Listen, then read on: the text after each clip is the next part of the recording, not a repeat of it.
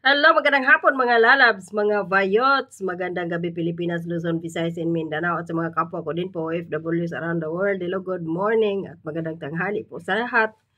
Sa inyo saan man kayong sulok panig ng mundo, no, Miguel Love shoutout. Yung topic natin ngayon mga lalabs, mga vayots ay itong pagiging mangtas ni Liza Marcos, ni Kokak, dyan sa PCSO. Talagang sinagad ni Liza Marcos ang pambababoy. Pangangamkam dyan sa PCSO no, since December 1 hanggang itong January 5 or 6. Grabe yung mga nananalo. Sunod-sunod talagang sinagad ni Liza. At di ba may balita na di umano ayon sa puting ahas ni Maharlika na magi-exile daw ang pamilya ni McCoy Jr. at ang kanyang mga gabiniting mga buhaya sa ibang bansa. May balita yan, di ba? Ayon sa puting ahas ni Maharlika. So talaga ngayon, kaya siguro ito, sinasagad-sagad na ni Liza Marcos at ni Mel Robles ang pangangamkam nila na halos every other day may nananalo sa lotere. Ito, balita ng GMA News itong nito lang January 2. May nanalo ng 18,445,000. So, sunod-sunod mga lalabs, mga vayots, ang pambababoy, no? Since December 28, 202 million. December 31, 57 million. January 1, meron din. Ayun nga, yung January 2, 18 million. At saan pa ba ito? Sandali lang ha. Itong huli ngayon, no? Itong January 5, may jackpot na 314,591,000. Grabe. Talagang walang patawad na si Liza Tanas, si Palaka. So, saan pa ito? Ayan nga, itong January 28, 200. Itong 57, 25 million. December 31. So, yun nga, 18 million January to. Grabe, mga lalabs, mga vayots, talagang sinagad, no? Kawawa yung mga pobre na magtataho, labandera, mangingisda. Ito pa, January 3, 302 million pesos. Jackpot Ultra Lotto. Balita din ito ng GMA News. Walang pakundangan si Liza Marcos ngayon sa pag-manipula ng draw ng lotere dyan sa PCSO. Kaya kahit lalayas sila sa Pilipinas at iwanan nilang lubog sa utang ang Pilipinas at maraming problema, lubog din sa ekonomiya ang Pilipinas, lahat-lahat na lumulubog tayo, hindi lang sa baha, utang, lahat-lahat na yon. Walang pakialam sila, basta sila ay mayaman na. Na ayon sa mga puting ahas ni Maharlika, nangangamkam sila doon sa, saan ba? Sa mga smugglers, hoarders, profiteers, sa mga drug lords, dyan sa custom, at kung saan-saan pa. Dito sa ano na to,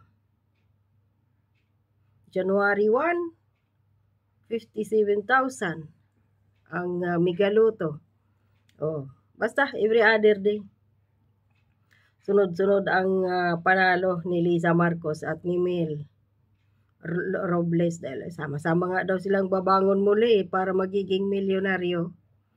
Talagang binaboy-baboy ni Liza Marcos at ni Mel Robles ang PCSO na kung saan sila ngayon ay may hawak. Diyos ko po. Kasalanan din naman kasi ito ng mga tumataya din diyan eh. Alam naman lang hindi sila mananalo dyan kay Liza dahil according nga kay Maharlika at alam ni Raffy Tulfo. Tahimik nga si Raffy Tulfo ngayon eh. Maingay lang doon sa mga kabit si Raffy Tulfo doon sa kanyang programang sa Raffy Tulfo in Action.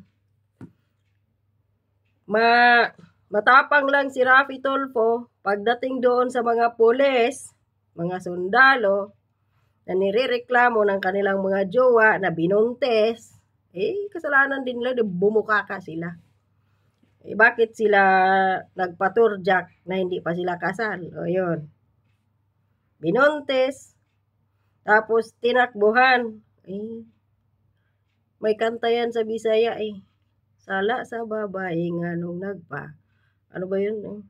Nagpatira daw. May kantang ganyan. Anugon babaeng uwagon, miborot ang tiyan, wala na ni angkon. Ingon ni Bathala, lalaki way sala. Sala sa babae nga nung nagpaluba. Ayun. Bakit daw nagpasaksak sa lalaki? Kaya nagbuntis. Tas tinakbuhan. Doon lang magaling si Raffy Tulfo Diyan, pasigaw-sigaw sa kanyang napagalitan. Doon sa yung, matatandaan ninyo yung sundalo na papunta sa giyera, doon sa Cotabato Banda area, na namatay yun Kahit pa yun, sinisigaw-sigawan yun ni Raffy Tulfo. Kaya siguro yun hindi makapag-concentrate kontra sa kalaban na doon na BIFF. Dahil sa pinatulfo siya ng kanyang jowa, tapos siya pinagalitan, minaniliit, ininsulto ni Raffy Tulfo. Ayun, namatay. Hindi man lang nagsuri ang animal na Raffy Tulfo. Doon lang siya magaling. Sa mga kabit-kabit, yung mga sinusumbong dyan ng mga kapitan. Pero pagdating dito, sa kanyang hinawawakan dito noon, na issue ng PCSO na to, after ng pangalawang hearing na sabi si Mel Robles na mag-usap sila through executive session or executive meeting, wala na. Tinahi ang bunganga ni Raffy Tulfo hanggang ngayon.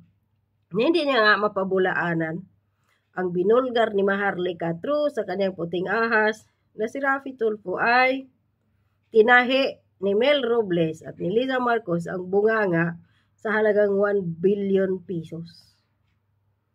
Hindi nga niya masabing hindi totoo Kasi kapag sabihin niyang hindi totoo yan, baka sasabog si Maharlika at maglabas ng ebidensya.